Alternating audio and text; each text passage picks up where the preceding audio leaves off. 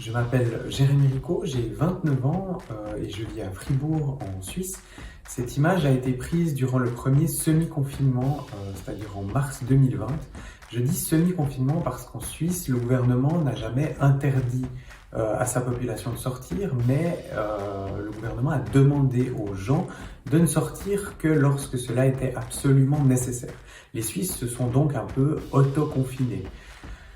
Cette image, elle montre notre intimité. C'est une photo de ma petite amie dans notre lit un matin. Elle fait partie d'une série qui mélange en fait trois échelles. L'échelle intime, avec un exemple que vous voyez là, et des images de l'intérieur de chez nous.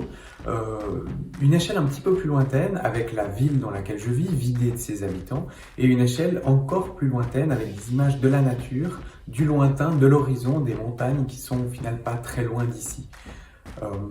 J'ai décidé de mélanger ces trois échelles pour cette série parce que ça représente bien ce dont j'ai été privé durant ce semi-confinement, puisque on réfléchissait énormément avant de sortir de chez nous, on renonçait à sortir de chez nous. J'ai dû me concentrer sur une échelle très intime.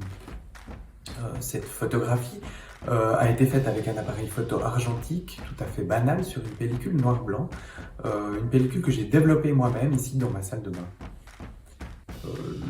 Ce semi-confinement, moi je l'ai vécu dans deux états d'esprit différents. Un état d'esprit positif d'abord, c'était l'occasion de prendre du temps pour moi, de ralentir un petit peu ma vie, et un état d'esprit plus négatif avec de l'anxiété, un climat anxiogène.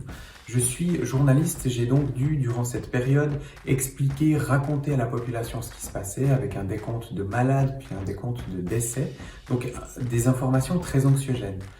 Dans ce contexte, avec en plus la peur que tout le monde ressentait d'attraper cette maladie, j'ai vécu la photographie comme une méditation un petit peu, le fait de me concentrer sur autre chose, réfléchir à mes images, prendre mes images, développer mes pellicules, scanner ces pellicules, ça avait vraiment pour moi un côté méditatif qui m'a fait beaucoup de bien.